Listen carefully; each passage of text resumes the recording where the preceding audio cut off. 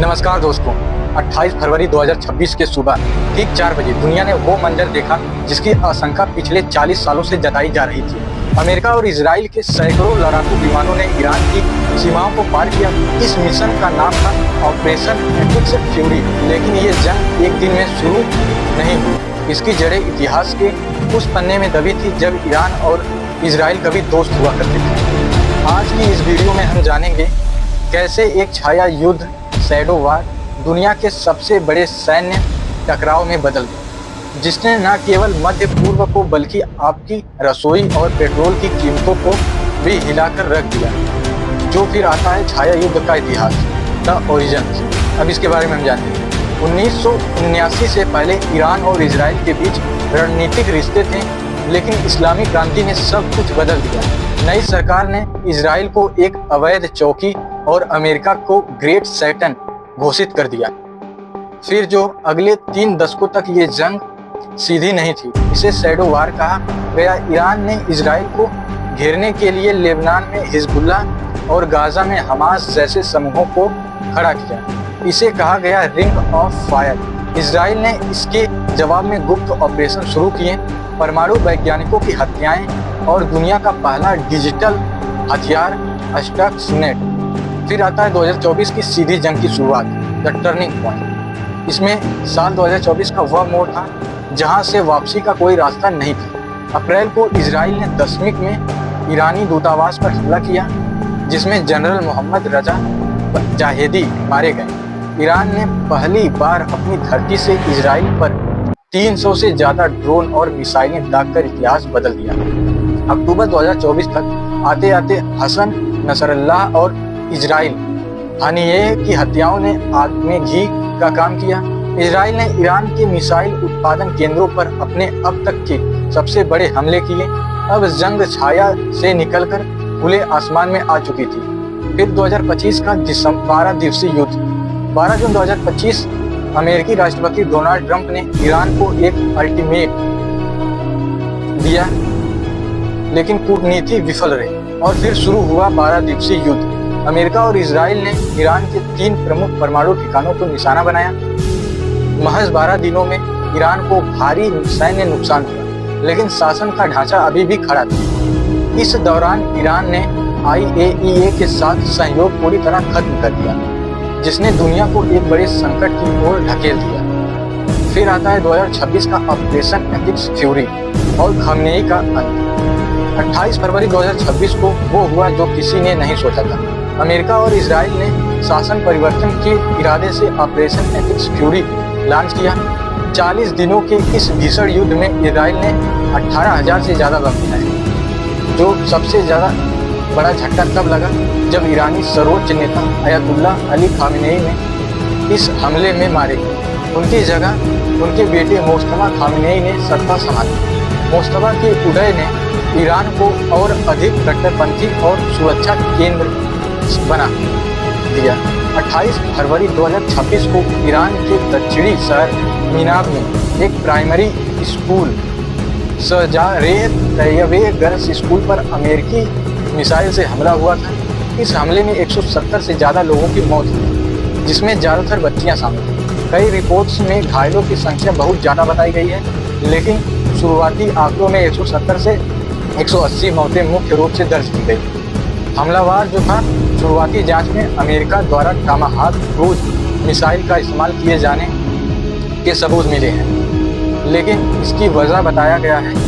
America ने इस हमले को एक टारगेटिंग मिस्टेक बताया है।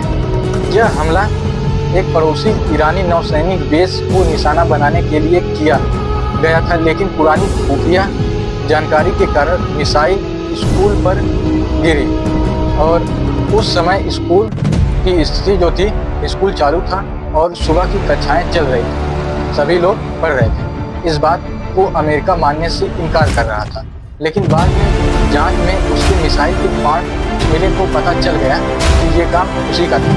फिर आता है वैश्विक तबाही, तेल और भोजन का संकट। इस युद्ध की कीमत पूरी दुनिया ने चुकाई। ईरान ने स्ट्रेट ऑफ हॉर्मुज को बंद कर दिया, जहाँ से दुनिया का 20% तेल गुजरता है। तेल की कीमतें $120 प्रति बैरल के पार चली गईं। संकट सिर्फ ऊर्जा का नहीं था, दुनिया का 46% यूरिया खाद इसी क्षेत्र से आता है। भारत और ब्राजील जैसे देशों ने खेती पर संकट लगाने लगे।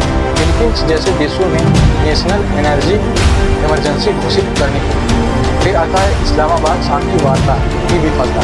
इसमें क्या होता है कि 8 अप्रैल 2026 को पाकिस्तान की मध्यस्थता में अमेरिका और ईरान के बीच 2 सप्ताह के विराम युद्ध पर सहमति बनी। इसके बाद इस्लामाबाद में उच्च स्तरीय वार्ता शुरू हुई, जिसमें अमेरिकी उपराष्ट्रपति जेडी वेंस ने अमेरिका प्रतिनिधिमंडल का नेतृत्व किया। वार्ताओं के विफल होने के कारण 21 घंटे की मैराथन चर्चा के बावजूद दोनों पक्ष किसी समझौते पर नहीं पहुंच सके। अमेरिका की मांगे अत्यधिक और गैर पराक्रम्य थी। अमेरिका ने 4 शर्तें रखी थी। नंबर 1, ईरान के परमाणु कार्यक्रम का पूर्ण अंत। नंबर 2, मिसाइल विकास पर अस्थायी प्रतिबंध। नंबर 3, क्षेत्रीय समूहों प्रॉक्सी के लिए समर्थन का पूर्ण खात्मा। और नंबर 4, स्टेट ऑफ हॉर्मुज का तत्काल और बिना किसी शर्त का खुलना। ईरान ने इस शर्तों को आत्मसमर्पण करार दिया और सीधे सीधे मना किया। तेहरान की अपनी 10 सूत्री योजना थी, जिसमें युद्ध के हर जाने, सभी प्रतिबंधों को हटाने और क्षेत्र से अमेरिकी सेना की पूर्ण वापसी की मांग की गई थी। अंततः 12 अप्रैल 2026 को वार्ता विफल हो गई और जेडी वेंस ने घोषणा की कि ईरानी हमारी शर्तों को स्वीकार करने के लिए तैयार नहीं थे। फिर वर्तमान स्थिति, नौसैनिक नाकाबंदी और अनिश्चित भविष्य। वार्ता की विफलता के बाद स्थिति सैन्य टकराव के एक नए और अधिक खतरनाक चरण में पहुंच गई है।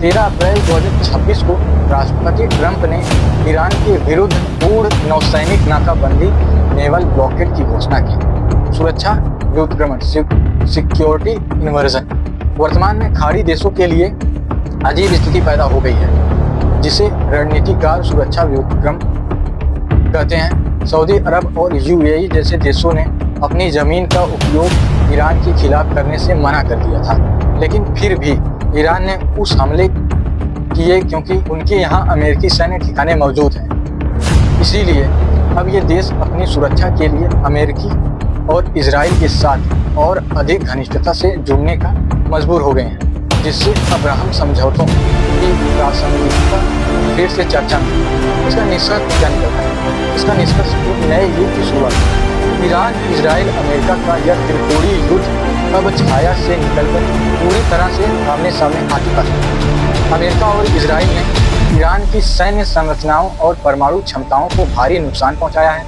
लेकिन शासन का अंतर्निहित ढांचा IRGC अभी भी बरकरार है। मुस्तफा खामेनी का उदय ईरान को एक अधिक कट्टरपंथी और सुरक्षा आधारित राज्य बना सकता है, जो आने वाले दशकों तक क्षेत्रीय अस्थिरता का केंद्र बना रहेगा।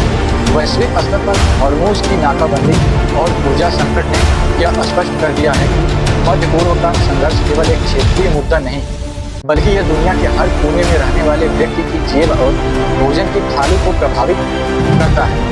आने वाले महीनों में यह देखना महत्वपूर्ण होगा कि क्या मुस्तफा खामेनी जहर का प्याला पीकर रियायतें देते हैं या ईरान अपने अस्तित्व की लड़ाई को एक अंतिम परमाणु विकल्प की ओर ले जाता है। क्या मुस्तफा खामेनी पीछे हटेंगे या ये जंग तीसरे विश्व युद्ध की आहट है? एक बात साफ है, मध्य पूर्व अब कभी भी पहले जैसा नहीं रहेगा। आज के लिए बस इतना ही।